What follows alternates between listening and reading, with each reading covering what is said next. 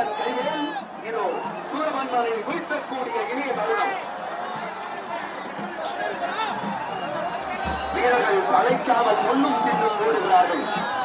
இப்படித்தான் வாழ்க்கையிலும் முன்னும் பின்னுமாக நமக்கு துன்பங்களும் துயரங்களும் வரும்.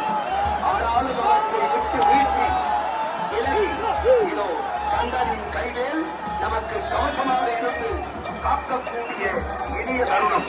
சூரமன்மனை அருள் செய்து ஆட்கொள்ளக்கூடிய இனிய தருணம்.